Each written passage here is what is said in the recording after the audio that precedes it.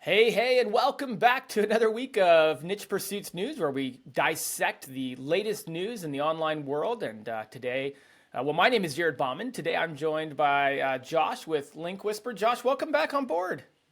Hey, Jared, thanks for having me back, and it's good to see you. You as well. So you are, certified a repeat guest now. This is your second time on the news episode. I think it was probably about a month ago you joined us for the first time. Yeah, probably, probably 3-4 weeks ago or so, yeah. 3-4 weeks ago. So we're going through the news today. Spencer's out. It's just the two of us. We're dissecting this week's news. I will say that we have a lot of topics on the list. I think that's pretty normal nowadays. But I hope we get to all of them because they're all pretty doggone interesting. Before we jump into the podcast, I wanted to let you know that today's episode is sponsored by Search Intelligence. Here's a short clip of Ferry from Search Intelligence showing you how their agency built digital PR links to a client's website. What a masterpiece PR link building campaign. With 20 links in big publications such as The Sun, Express, Mirror, Wales Online, and still landing, I would say this campaign is a massive success. We told the press that people should turn on their heating this summer if they want to save money next winter. And we landed over 20 links in national and regional UK publications for our boiler client. That's crazy. The campaign hook was pretty clever. It is a known fact, at least in the boiler trade, that if you keep your boiler off for many months, it might rust and it might get you into trouble if you keep it turned off from spring to next winter. We therefore advise the press, with an expert commentary piece, on behalf of our boiler client, that people should turn on their boilers this summer just when the heat wave is in full swing. This way they can avoid a boiler failure next winter and save money. Massive publications picked up our story, including The Sun, Express, Mirror, Wales Online, and a few more dozen publications, giving our client links, lots of links, and lots of happiness hormones. No wonder that so many journalists covered our story, as this headline is a massive link magnet to their audience. This case study highlights the fact that a clever hook can be applied to any insight or story to make a campaign more successful and more compelling to journalists. Can you imagine when people see this headline in the news, "You should turn on your boiler this summer"? There's no way they would not click on it. I would click on it. So this was the hook, and this is why this campaign was so successful. I hope this video inspires and shows you what's possible with a clever hook. If you want similar link building PR campaigns for your website, head to search-intelligence.co.uk and get in touch with them now. Let's go ahead and dive into our first segment, which is the news of the week. And I think the big headliner that we want to dive into is that Google has finished releasing the April 2023 reviews update. So for those of you watching on YouTube, we'll go ahead and share some screens here about that. But, Josh, while I'm getting that all set up, any first initial thoughts from you on the on this update and anything in the rollout that you saw? Yeah, so one thing that was interesting that I saw in search engine land was just that they're saying now that the reviews are all reviews, right? Not just affiliate reviews, so it's local, it's movies, stuff like that, which was interesting to me. Like I just haven't been following the updates so closely these days, but that was interesting to see. Yeah, I'm glad you brought it up because Spencer and I just touched on it briefly a couple weeks ago when the update first hit. And so this used to be the product reviews update, right? Mm-hmm. So it's no longer called the product reviews update. It's now been adjusted to the reviews update. And, the official guidance on Google's review system states reviews designed to evaluate articles, blog posts, pages, or similar first-party standalone content written with the purpose of providing a recommendation, giving an opinion, or providing an analysis. And it expanded. I'm going to pull up the section where it talks about the expansion, but it no longer is just product reviews. Now it is, it's much larger. It's local, it's travel, it's expanded quite a bit. Yeah, and one thing that I saw is I just recently got access to a local HVAC site, and the SEO on the site, the on-page SEO is terrible. And just interesting to notice that the last few days that they've kind of shot up in rankings, and now finding out like the review update could have impacted them positively. And one thing that I noticed was that like their review count is like 315 4.9 stars versus their competitors around 50 to 60 reviews. Wow. I haven't really spent a lot of time digging into it yet. I actually just kind of glanced over and looked at it preparing for this show. So it's something like it's interesting to see, and worth another dig to see like, hey, was it related to this update, and is it already impacting the whole internet, I guess, essentially all the sites now? Yeah, so a couple things to keep in mind here. One thing is that, and we'll talk about it here in a little bit, but even though this update, kind of to your point, Josh, even though this update is only really supposed to be targeting review content, right? Like content that has these opinions and is passing along a review of something, it's widespread, has been reported that it affects a lot more than just that on your website. So even though, again, you would think, oh, I have maybe 10% of my articles are review articles, let me go check the traffic on those. You really want to go check the traffic on all your articles. And you want to check and maybe slice and dice a bit between review content versus non-review content. I mean, the example you shared right there, the entire site seemed to have an upward surge. This is a local website rather than maybe just a review on it. Another thing that was reported is that there was a lot of movement on April 19th, right? So the update rolled out 2 weeks ago, so probably about April 13th or so, I think, if I have that right. But as these updates happen, they kind of sometimes have a big rollout in the first couple of days, and then not a lot maybe changes for a little while, but you'll see these kind of, I guess they call them tremors or spikes in changes. So again, you might have had no change when the update started, but if you haven't gone back and checked again since then, you might want to go back and see. And it's not uncommon to see your site, if you're watching it, go up and then down and then back up and then back down, and then finally when the update finishes, you'll kind of settle to where you might be landing after that.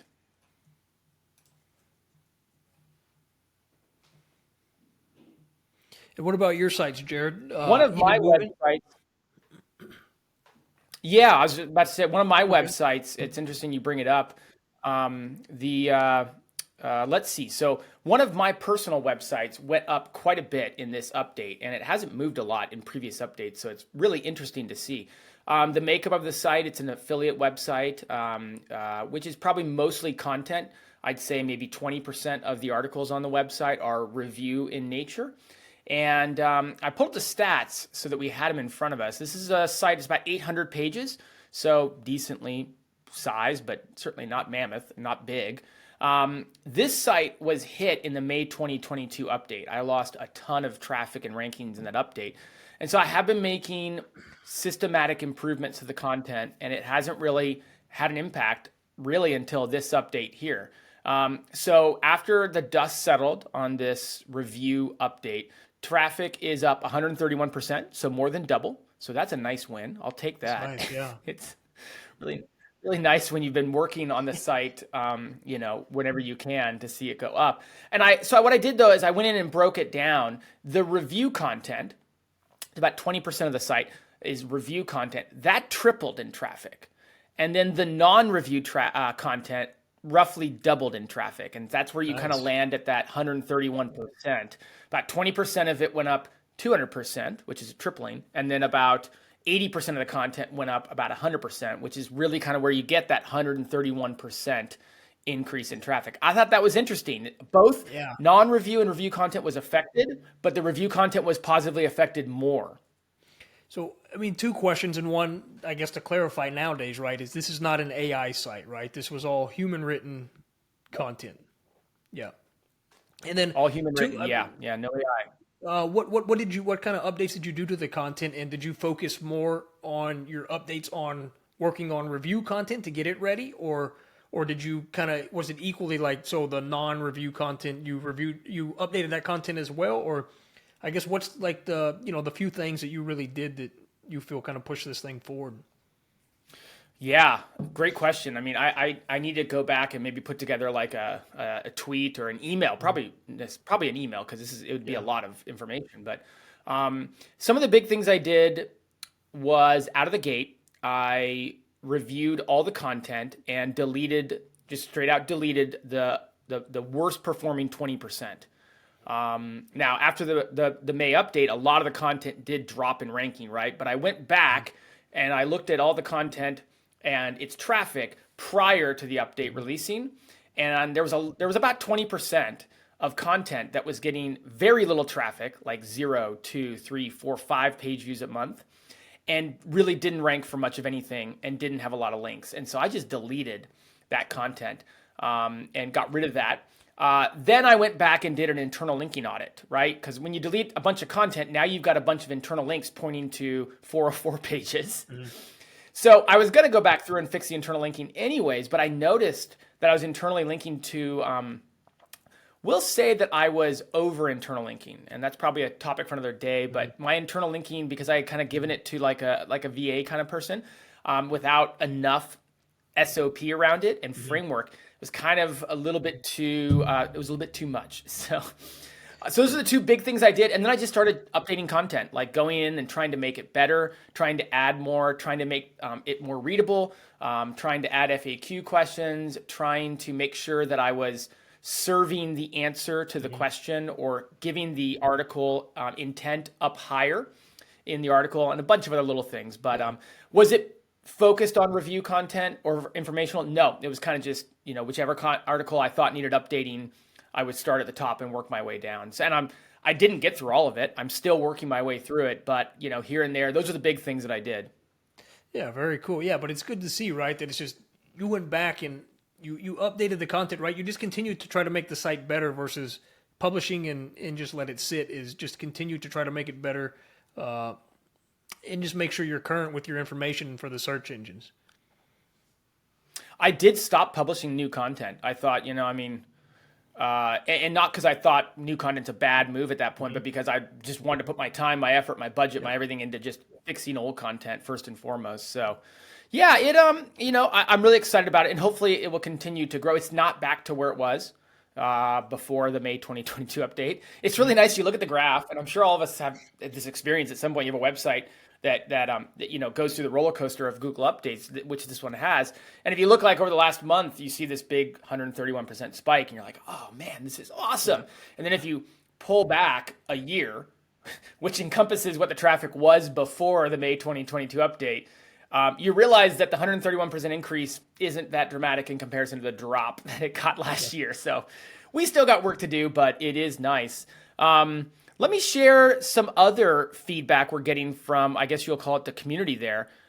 Spencer put out a poll. What was it? Probably yesterday, maybe the day before, and asked people yesterday. And so let's see. Basically, 32% of people asked saw a 5 to 19% improvement in traffic. 28% of people polled lost 5 to 19% in traffic. And then we had about 22% who were up over 20%. And you can see my check mark there on the screen. So I voted for that, obviously. And then we had about 18% of people that were down. So, overall, just over 50%, about 54% of people were up and 46% of people went down. So I guess you could say that a lot of affiliate marketers and people that are in this audience saw some increases, which is good, right? But it's unfortunate too that the other half kind of saw the decrease, right? But like I think your site was a great example. It's like, hey, just because you got hit doesn't mean it's over. Go back in, clean it up, try to turn things back around, and hopefully in the next update they can come out on top. I asked yesterday as well. I said, hey, any stories about the review update? Anybody have anything that they want to share about it? Up, down, any details? Some interesting responses. Jason, who's been on the podcast before, great listen on his age domain. He said he had a pretty rough time with the December updates of 2022, core update, review updates. this month have put his site now at all-time highs. And I love his point here. He said, I've even had sites I've not touched for a year that have surged. So, yeah, in many ways, if you get hit by an update, sometimes the best thing to do is don't make any knee-jerk reactions and really evaluate if stuff needs updating. Sometimes you just get caught up in the way an update goes.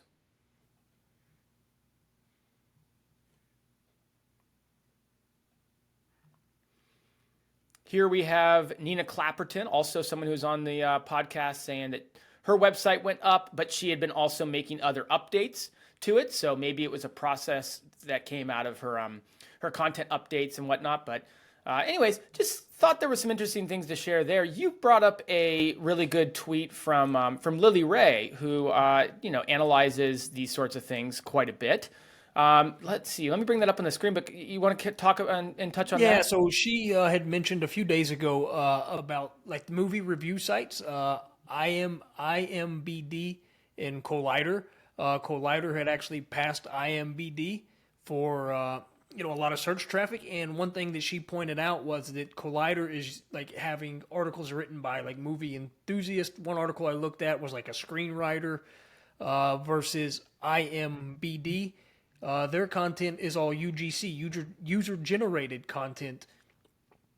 So that is kind of interesting there to see, like, is it the fact that it's written by people that are maybe more involved in the niche, kind of producing better content, that they're seeing this jump here versus, the UGC content is probably, I haven't looked, but would think a little bit more all over the place versus, something with a structured editorial process. I mean, it's long been somewhat known that if you see an article from, say, Quora or Reddit that's ranking on the top couple results of Google, like that's probably a pretty good keyword to go after, because more often than not, Google prefers authoritative content, right, rather than UGC content, which Reddit, Quora, these sites are probably considered to be UGC. It's user-generated content. So it's interesting to see some of the evidence of that winning out in this review. Yeah, very interesting. Well, so again, it's one of those things where, Josh, you touched on it before we actually started recording here. We were talking about, like, long gone are the days of 1 or 2 Google updates a year. Yeah. They are cut. Yeah. They happen every month now in some fashion. So, but it's always worth diving into, especially if you have a site that got hit. And if you have a site that was previously hit and you're working hard on it, typically, if your site gets hit, it needs another update to recover. Doesn't mean you can't see marginal improvements, but more often than not, if you get hit in this update, you're usually going to need another somewhat similar update to recover. And so a lot of people are paying attention to this because, like Jason said, maybe their site got hit in December and they're making improvements or doing nothing, and they need another update like this to help it get back to where it was or improve. Yeah, and I think Jason was a great example, right? That he's like, hey, look, I have this site that got hit in December, and then these last few updates, like, hey, I'm seeing gains, but then I have sites that I haven't touched in, a long time that are surging through these updates, and I think it's tough when, it's nobody truly knows the answer to why things go up and go down, right? And Spencer's poll was about 50-50. And I bet if you ask the people that were down, they're going to tell you that, hey, I'm doing everything right, but, are you truly, right? Like, are you truly doing the fundamentals and doing everything you should be doing to the best of your ability or for Google? And sometimes even if you are, you still could lose. At the end of the day, it's a tough game. And now with updates rolling out every month, it's a little bit tougher, but I think it's like, you got to stay the course, and like you did, right? You went in, you cleaned things up, and now you're seeing the improvements. I had somebody reach out to me this week who runs a decent sized website, right? Like, this is not a small website, generating, I'm going to guess low to mid, well, not low, but like $20,000, $30,000 a month in revenue. And their site had gotten hit in this update. And I just kind of appreciated some of the back and forth we were having, and, we're going to take a deep dive on this site, but they just said, hey, look, I just want to use this as an opportunity to make sure I'm checking all the boxes and doing all the things right. I don't want to be missing anything. And so sometimes, like you said, like it's just a good reminder to reevaluate your content, reevaluate your website, and just make sure that you're doing everything to the best that you possibly can. But certainly if you have a website that got hit, it's not game over.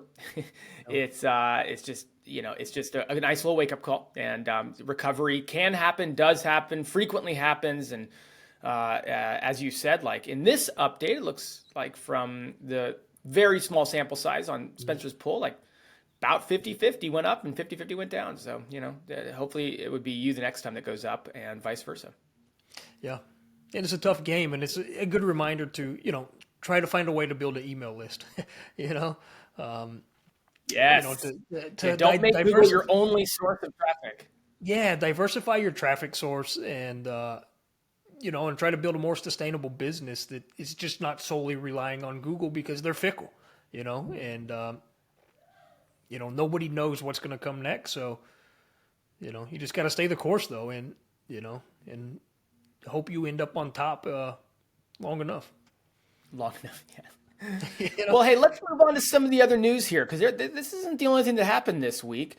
Let us talk about AI. I mean, let's be honest.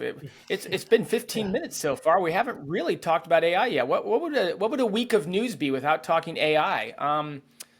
So ChatGPT is all the buzz and all the rage when it comes to AI. But this week, Hugging Face released its own version of ChatGPT. Many will recognize Hugging Face, and basically they wanted to come out with a competitor to ChatGPT. They're calling it Hugging Chat. This article I'm sharing here on TechCrunch went through and asked a few questions. Didn't get the best of answers, but at the same time, as we know, these models change and update so frequently and so fast that it probably isn't all that indicative of where it will go. They have a pretty sizable Hugging Face has a pretty sizable backing, so yeah, I wouldn't be surprised if this actually turns out to be a competitor for ChatGPT. Yeah, I don't know a whole lot about Hugging Face, but I know they're like in the machine learning space, and I think that I believe, and I'm probably wrong, but I think there's a lot of like you can combine this like I think with Python to for running scripts or maybe for doing some things. But yeah, I think with the rise of ChatGPT, I think a lot of people are going to want to get their piece of the pie, Yeah, I mean, I haven't played around much with Hugging Face either. I've known about them. I'm sure a lot of people who are deep into this AI will have a lot more experience with them. But like you said, like they've already announced that they are going to want to have plugins available, and a lot of the things that ChatGPT has been pioneering, they're kind of coming on the backside of. It also mentions here in this TechCrunch article just last week, Stability AI released Stable LM, a set of models that can generate code and text given basic instructions. So I mean, I feel like almost every week now we're going to be getting some news about some new AI model coming out and whatnot. But it's good because competition is good. Competition makes everyone have to be on their game and be the best. So I don't know if I'll pop over and use Hugging Face. I'll probably just stick with ChatGPT. I mean, do you use ChatGPT on a regular basis? Will you be using Hugging Face? Where are you going to land on this? Yeah, I'm going to stick with ChatGPT, right? It's just, and it's kind of like because they were first, right? It's I'm already accustomed to it. I pay the $20 a month. I know you pay the $20 a month. Yeah, I've been paying, right? And I know the process. I can get to it easily. I can get in. I can ask it some questions, and I've had it coding some things for me, doing a few different things. I love it, and I want to learn more, but at the same time, it's just trying to balance like how much time do I want to invest in this, as far as learning and doing other things. In like mid-journey, like learning prompts there and using those images instead of stock photos like we talked about last time. But it's very time consuming and it's moving so fast, it's like you said, like a couple of times a day, there's things that are changing, but I would be really curious to see like who hasn't experienced with AI yet and what's holding them back, from doing so, because I don't think it's going to go anywhere anytime soon. Authority Hacker released the results of a AI poll they did. I don't know if it was this week or last week, but I saw some of the numbers there. And just to your point, I don't quote me, I don't have it in front of me, but I believe that one of the questions they ask is, how often are you using ChatGPT? And I think the field of people that aren't using it at all was, sub 10%, very low. Yeah, but also too, right? Like this is still at the marketer level, right? Their audience is all marketers, but it's and Correct. I wonder, my mom, she's older, right? Upper 60s, I believe, I guess. But is she gonna try AI? Is she gonna is her work gonna hey, look, we've got this, and we can do this now. And I think we're all so far ahead of that. But I think once it gets to that point, then it's going to be a whole nother level, I get a lot of texts from friends who are trying it out or want to talk about it, want to know more about it. Certainly still a novelty item outside of the marketing world, it feels like. But I recently took a trip for fun, and we planned a lot of the trip based on some ChatGPT conversations. Nice. We got a lot of great advice and feedback on where to go and what to do and stuff, and then did cross-check that up against some other things. But it's kind of funny to be talking with friends outside of this environment about ChatGPT and actually using it. So, well, speaking of ChatGPT, kind of the last news item we'll have time to touch on, I think, is just a quick update here on what ChatGPT. Let's see if I can pull it up here. Introduced Incognito mode. And so I got to get out of that screen there. There we go. So ChatGPT introduces Incognito mode. And basically, it's a new set of data sharing and privacy controls for ChatGPT, and they're already out there for you. So you can dive in and adjust the settings. They basically added a prompt history. We know they've had a prompt history to the left sidebar. So when you're in there using ChatGPT, you can kind of see all your past prompts. It remembers those. You can access them later, but now you can go in and turn off prompt history, which basically turns it into an incognito mode and controls how they use the data. So you can basically tell them not to use the data to train their models. And that's been a big issue for some website owners, but also a big issue for privacy concerns across the world. We talked in previous episodes about Italy, about Canada, having problems with ChatGPT in general. So I don't know, we'll see. Will this allow maybe Italy to say, okay, with these controls, we can actually have more control now over it? I'm curious to see how that plays out. It'll be interesting too. And then I guess, to the earlier point, is this getting more adopted throughout the world or throughout the, through people, right? And if these countries are blocked from using it, does that just do them a disservice in another year or 5 years when the countries who could use it are so much further along with using it for whatever their task is that they use it for, Before we jump into the podcast, I wanted to let you know that today's episode is sponsored by Search Intelligence. Here's a short clip of Ferry from Search Intelligence showing you how their agency built digital PR links to a client's website. High-tier backlinks in publications such as Daily Post, MSN, Birmingham Mail, and many more. Let me show you how we've done it. The campaign was pretty simple. We looked at the number of Instagram followers for each contestant in the Dancing on Ice show that aired in January. We sorted the contestants by the most popular ones. Now we've had the most influential Dancing on Ice contestant. Then we've also used an Instagram earnings calculator to calculate how much every contestant could make from one post on Instagram based on the number of their followers and engagement rate. Then we put these findings in a nice press release and an email, and we found the relevant journalists with a tool called Roxhill, where we looked at journalists who covered the show in the past 30 days and sent the findings and the press release to these journalists. And then the links started landing like this and this and this and many more. I hope this inspires and shows you that you can build links with simple and basic campaigns. If you want similar link building PR campaigns for your website, head to search-intelligence.co.uk and get in touch with them now.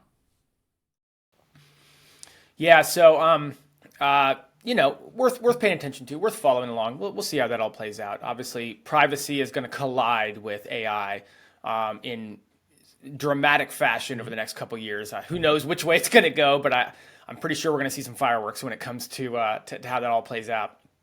Man, so much else we could keep talking about, but let us move on to shiny object shenanigans and touch on some of the things that we're working on. Right, this episode or this series, this segment, really is what I should call it, is really dedicated to shiny objects that we're all working on. Most online marketers, I feel like, that you talk to always have at least one or two shiny objects they're kind of, putting a little time towards.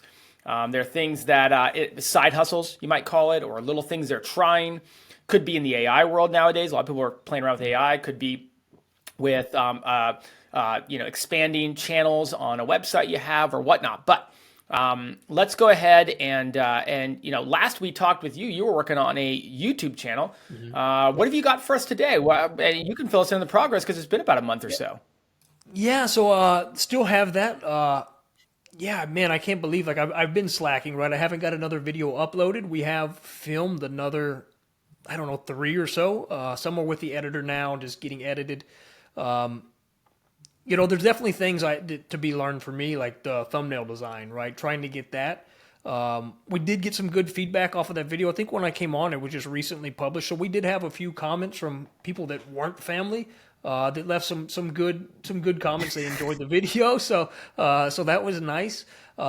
Tested some shorts for the channel, and I noticed like if I put a $sign in the title for a short, like it will just shoot up. A couple thousand views. So that's kind of interesting to see if, is it, can I keep doing that? And then also will it relate or will it bring us subscribers? So kind of testing there. And then I guess also too is like GPT and AI, right? I think it was last week, looking at other plugin sites, not necessarily competitors, not a lot of competitors for Link Whisper, but just other plugin sites, and seeing the traffic that some of these sites are getting, 800,000 visitors a month. And I want to go through their content and say, hey, what are they writing about that we could be covering on the Link Whisper blog? We've been putting out a lot of content over there, SEO, internal linking and stuff like that.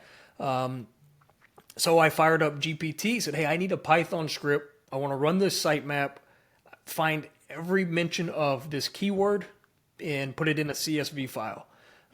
So in about 15, 20 minutes from really no coding experience, I'm running Python, and I've got just a load of CSV files that have so many URLs that I can start going through. And now I'm thinking like, hey, you know what? I need to get a script that could go through and maybe find this and could build outlines and do stuff like this. I just think the ideas are limitless. And I think the other night I actually built a WordPress plugin too, which I haven't tested yet. I need to test it this weekend.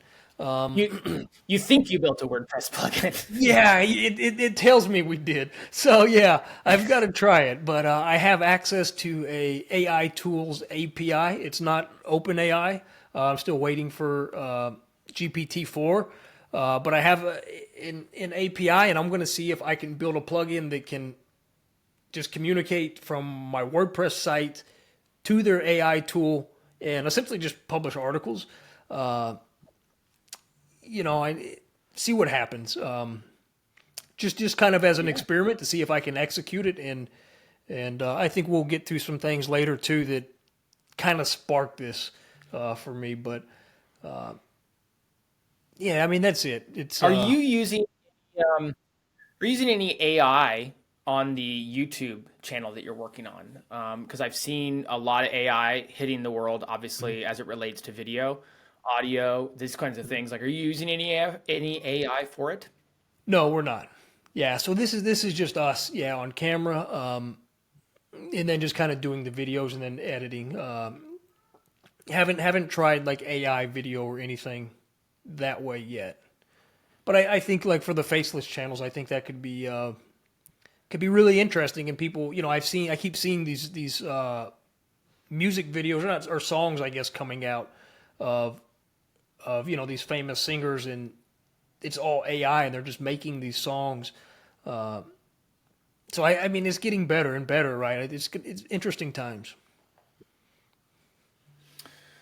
Well, update on my end, the still continuing to send out one email per week, effort to build a newsletter. And I've continued, I don't know how many weeks we're at now. I really should have pulled that up. We're probably nearing 7 or 8 weeks. And what I started to do this past week, and we did get a YouTube video live. That was live like right before we hit record last week. So Nice. I have to say, not much traffic to it.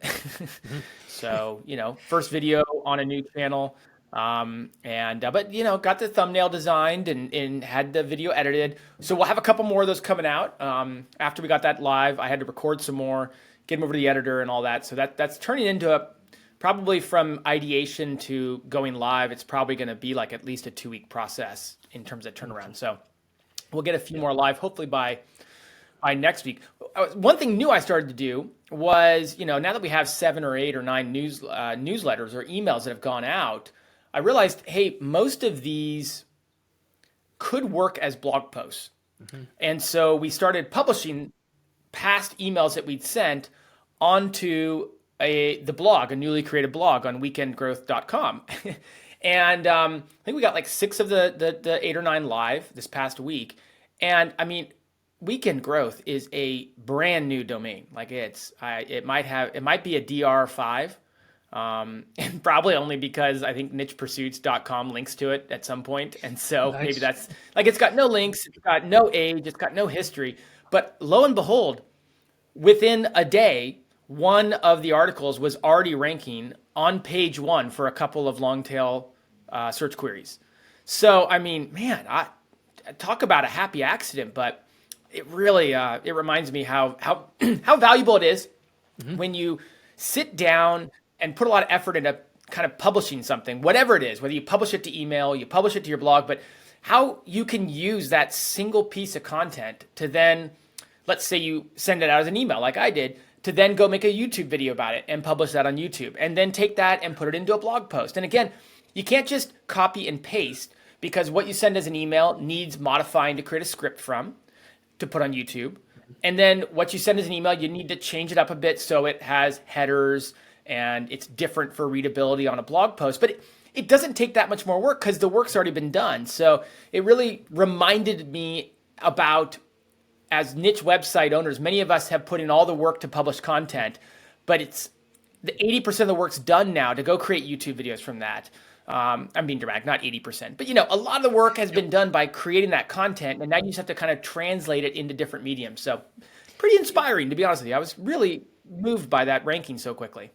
Yeah, that is awesome. And I guess did you email the link out to your list? Like, did you send any traffic to it? No. So Google's just found it and started ranking. That's even more impressive, right? That's a great sign. And yeah, to your point is it's like what we said in the beginning is like diversifying your traffic. Now, you've taken something that you put in the email, like you said, 80% of the work is done, and now you just reformat it so people that, if they weren't on your email list in week 2, they didn't know this existed. Now they can go to the blog and see it, but now you have distribution where Google can rank it and bring in more traffic, get more people to your email list, and now you can send these people to your YouTube to build that ecosystem, and you're going to be well diversified. Somebody who does this really, really well is a guy named Dan Coe. He's really big on like money Twitter, and it kind of started as tweets, and then he built the email list, and then he took them and put them as a blog, and then as a YouTube, and now he even does the audio on standalone podcast. But that's the way, It's a recipe that we all know. Like, if you've been around, online marketing for, a couple of days, like you realize that's the point. I mean, I run a marketing agency. Like, this is what we preach to our clients. This is what we help them do. It's just so funny when you are working on a project, how you can get really locked in, and it's, you just never know, like, which one is going to take off more than the other. The YouTube video hasn't done anything yet, but lo and behold, kind of the last thought for this content was to put it on a blog, and bam, it's already ranking on page 1 for some, longer tail keywords. I'm not saying this is exploding in traffic, but Right, but then you can also, so I guess I got to publish more blog content. yeah, and then embed the video into the blog post, right? Say, hey, they don't want to read this. It's 6,000 words. Hey, you can watch the video, and then it's going to eventually just going to grow and snowball. And I think, and maybe some people it's the mental block of saying, hey, I have to sit down in front of a camera, but you don't, right? You could even just make a slide presentation and then just read it out. Just to get it going and put it out there and start trying to diversify. And then I think the big thing here is the email list. Like that's going to be the key, because that's like you own it now, like you don't have to worry about the Google updates. Now, one thing I'm going to do based on some of the things you're doing and some of the things Spencer said a week or two earlier with his faceless YouTube channel is I'm going to now try to figure out how to break up these videos we're making and try to make some shorts out of them. And experiment with publishing some shorts, because the videos, many of them are broken up. Like the first video we released was like 9 SEO tactics for 2023 that kind of we're zeroing in on. So it's like, oh, well, probably each of those could be a short almost. And then, you got to fit in that in under the minute and all that. But that's what I want to try next. So I'm going to just build out this shiny object empire of ideas I'm trying. So, like, I've kind of dabbled with some shorts, and some people, though, have said that the audience that you get from shorts is different than the long form video. The quality is just not as there because their attention span is much faster. So it'd be interesting to see, like, from the marketing side, if that carries over or not, and if they come through and subscribe and then go to the long form.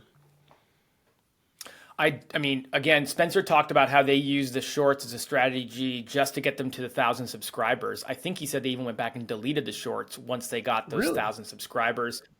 Which I was like, oh, I wanted to ask him about it, but we didn't have time.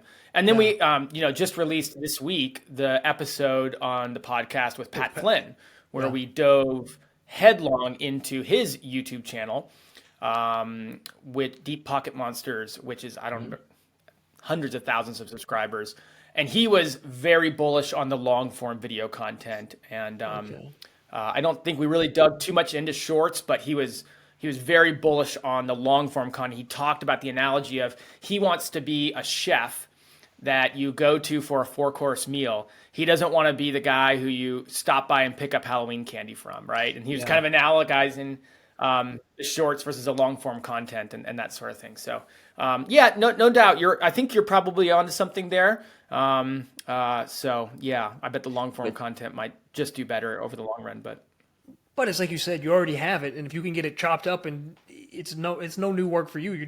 It's just something else to distribute. Like there's no harm in trying it and testing it, and then building your own data and say, hey, it worked or it didn't. There also is, I haven't tried it yet, but there's some AI out there that will take a long form video from YouTube and automatically split up into shorts or into shorter videos. So I might try that out too. Yeah. I know. Well, hey, let's dive into our last segment. Arguably my favorite one. Certainly one that I know we get a lot of comments on, and that is weird niches. So a lot of us are in the online publishing world. A lot of us are building out websites, taking an idea and running with it on the internet. And there's a lot of weird niches out there. There's a lot of weird ideas that people have taken. And they're not necessarily weird. Some of them are weird. Like last week, I did a whole website on cockroaches. And we had to share all the images there were some big images of cockroaches that we were putting up on this YouTube account. Some of them are just weird because you wouldn't think that they would work, or you wouldn't think that people look for it. You wouldn't think that people care about it. So I'm going to kick it over to you. This one is the opposite for me of cockroaches. This one warms my heart because this is a subject that's near and dear to me. But let me stop bearing the lead and send it over to you. Okay, so this site is the Donut Hole, which is just, usually you go buy a bag, a dozen donut holes, and you look at this site, it's like, wow, it's just a site about donuts, super niche, pretty wild. It's like, hey, how many pages could you really have that talk about donuts? Well, when I put the site into Ahrefs, I was blown away. I didn't see anything donut related ranking. No, So what? the site, yeah. So if you click, Oh my goodness, click the second, 738,000 keywords? yeah. So reshare your screen, Jared, on Ahrefs maybe. Thank you. Yes, we'll do. Yep. So just for context, guys, the site is a DR32. It ranks for 735,000 keywords, and the organic traffic is 708,000. And you can see his graph there. I think it was around October of 2022, December of 2022. They really went to starting to publish content on this site. I believe the blue line should be the content frequency there. And if you look at their top pages for what they're ranking for, they're talking about McDonald's cheeseburgers, McDoubles, like quarter pounders. So this is a site that's covering a lot of food stuff, but then I see that they have stuff about YouTube. They had stuff about 50 Cent the Rapper here. So what looked to be just like the simplest, smallest little niche site about donuts is another AI site. Whenever I had first seen the site earlier this week, it had 27,000 pages. When I was prepping for the show, it had 29,500 pages, and I wouldn't be surprised if today it has 30 plus thousand pages. So they've clearly got something figured out where they are mass publishing this content. And just by looking at the homepage and their blog post, I don't see how you get to any of the other content that's on the site Yeah. that's not donut related. So it's almost like it's orphaned off of their site. So this was just such an intriguing, just the whole thing was just intriguing to me. And so this is why that I kind of tried building the plugin in GPT for the AI. I'm going to see if I can spin up something like this with, honestly, with minimal effort, and see what I can do. Is it a good long-term strategy? No. But it is a shiny object, and if I can execute it, it'd be pretty cool. I mean, to your point, I'm trying to figure out how you even get to all this YouTube and Pokemon and 50 Cent content, because I don't see it in the menu. I don't see it internally linked in these donut articles. I'm on the About page, a little thin. Yeah. All it has is the donut hole is a blog about food. Yeah, and that was another thing. It's like eat, right? It's the EEAT is the thing. You must have that. And once again, right, somebody's showing us that you don't. But then again, this is an anomaly, right?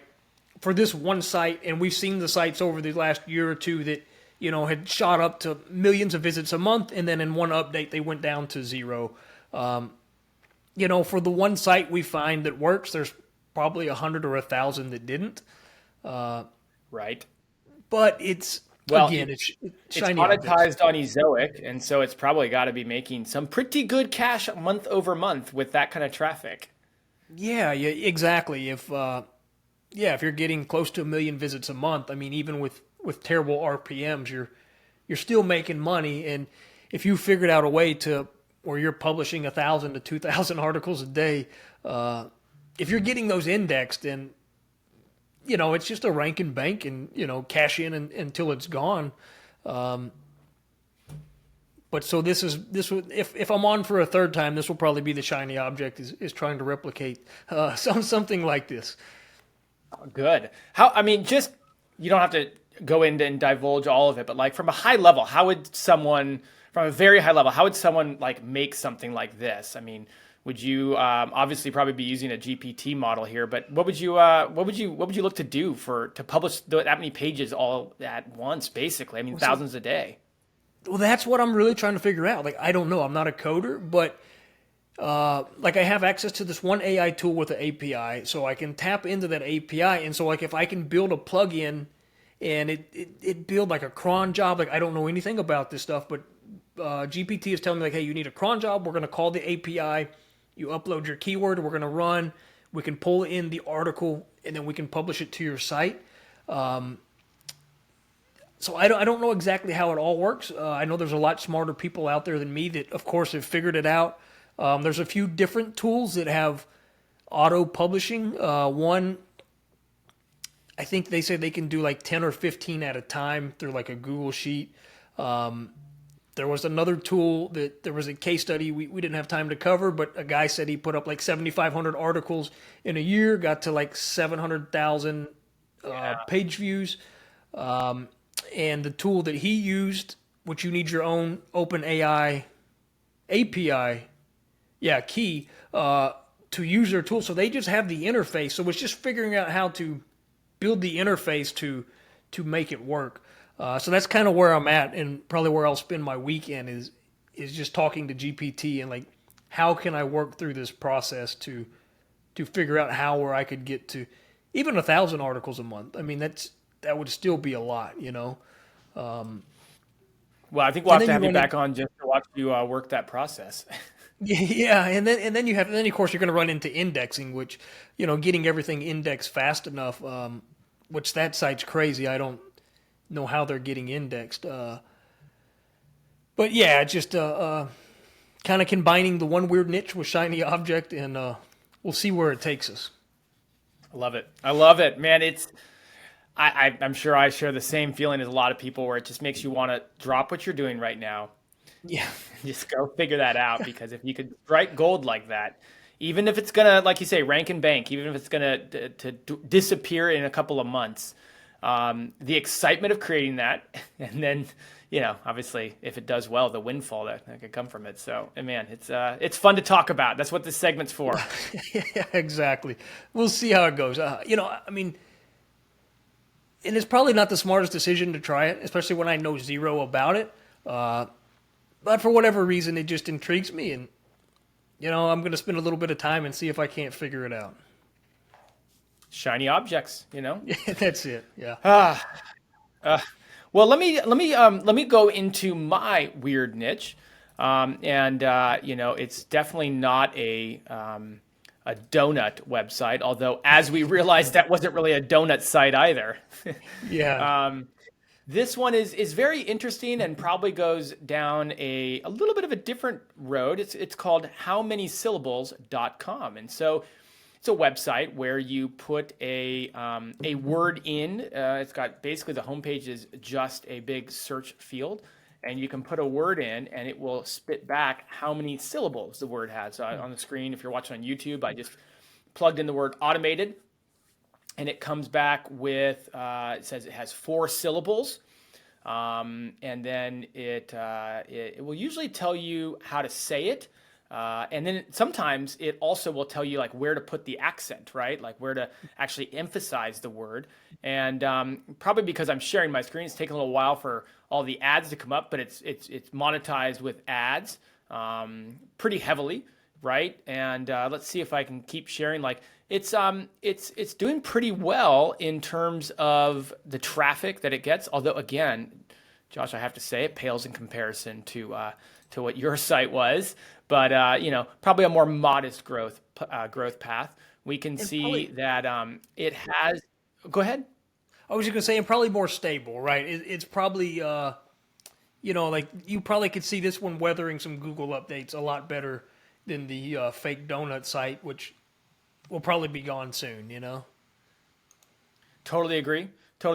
You know, and I think what we have here really. And I'll kind of navigate over so everybody can see the traffic, and we'll talk about that. But clearly a database type, programmatic type site, right? Because it's just got basically a page for all these different results, and then every time that page gets loaded, it's going to serve ads, and then it's going to monetize by that. So, you know, according to Ahrefs, it's a DR44. It's ranking for 138,000 keywords, getting organic traffic of roughly 26,000 estimated organic traffic per month. It's got 35,000 pages, right? So it's got a lot of results in there, and it's got a lot of indexed results that, in this case, Ahrefs has crawled.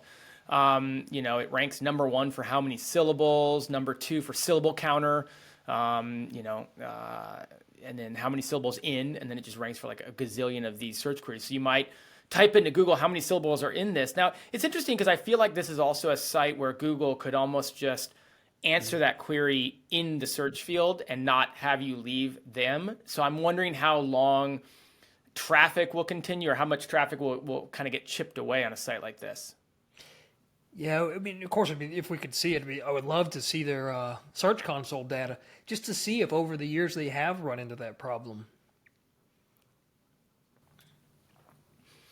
Have you ever experimented with any programmatic SEO, like using a data set, pulling the information in, creating pages in bulk that are, we'll call them relatively thin because it's really not a lot of unique content on there. It's mostly just pulling the results from a database. Like, have you done much of that?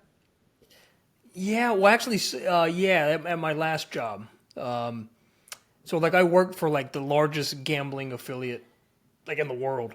And so they had a few thousand sites. And it was, casino and sports betting. And they would use APIs to pull in odds and a lot of information. And they had something built.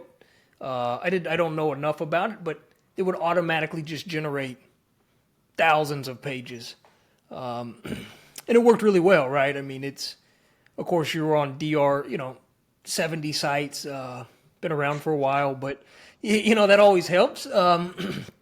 But it was, they were built in a way that it was very information rich. That if you were a bettor, like, hey, this is very valuable for like this matchup, like tonight, Team A versus Team B. Like, this is very valuable for tonight, but like tomorrow, it's not going to be as good until the next matchup, and then it would update with the new information.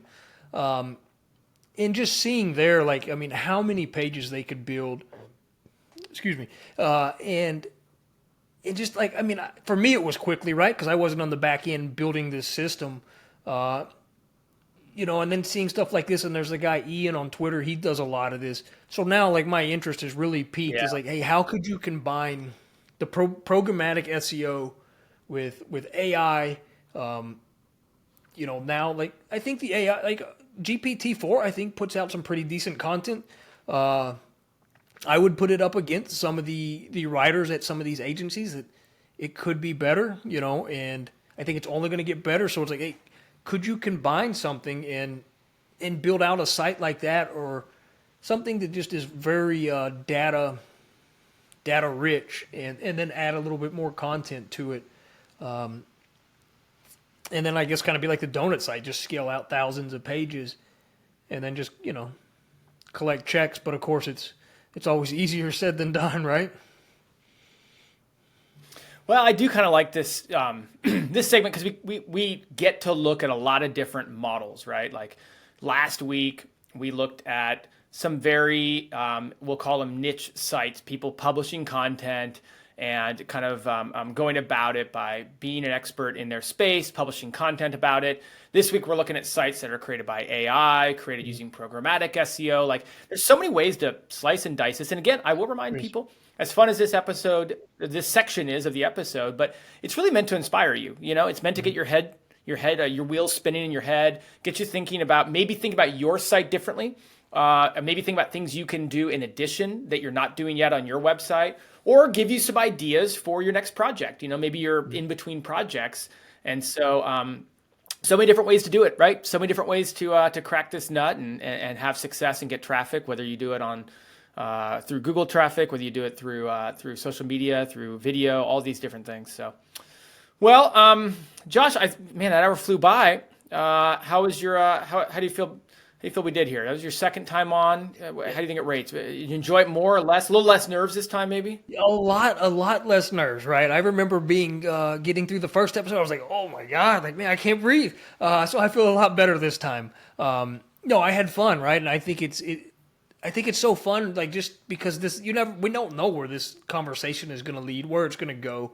But of course, like, we could sit all day and just talk about these different sites and shiny objects and stuff. So yeah, I enjoyed it. I had a great time. I think, it's a good episode, and hopefully the people who watch it feel the same way. Well, I'm sure we'll see you back again soon. These episodes go out every Friday. And so if you're not subscribed to the newsletter, you'll want to make sure that you pop on over there. It's nichepursuits.com/newsletter. This isn't the only thing that we publish. Obviously, we have our interviews that go live every Wednesday. And then Spencer also emails out some great content on Monday as well. So you can kind of not just get your news of the week, but there's a lot more content that we share on a weekly basis. So make sure you're subscribed. Again, that's nichepursuits.com/newsletter. And until we talk again, have a great weekend, everyone. Thanks, Jared. Bye, guys. Today's episode is sponsored by Search Intelligence. Here's a short clip of Ferry from Search Intelligence showing you how their agency built digital PR links to a client's website. In this video, I will show you how we landed a placement on BBC and dozens of links in massive regional online publications such as Wales Online, Daily Post, and many more. This PR campaign was about the easiest place to pass your driving test for the first time in the UK. This is how we've done it. We simply went to DVLA website, found the latest car driving test data by test center, and downloaded the data in a CSV format. Once we had the data, all we had to do is to look at the number of total tests per test center, then look at the number of first time passes to calculate the percentage of people who passed their test for the first time. Once we had the percentage numbers, we created a press release with our findings. Then we went to Roxhill and found journalists who talk about driving tests, and also looked for journalists who write in regional publications in the UK. In total, we have found about 1,800 journalists and sent them our press release by email. Within less than a day, our story got picked up by BBC, Cornwall Live, Wales Online, and dozens of other publications in the UK, providing our client a tsunami of backlinks perfectly relevant to the audience of the client, who is a specialist in learner driver car insurance. I hope this video is helpful and it shows you how you can also build links with freely available data from official sources. If you want similar link building PR campaigns for your website, head to search-intelligence.co.uk and get in touch with them now.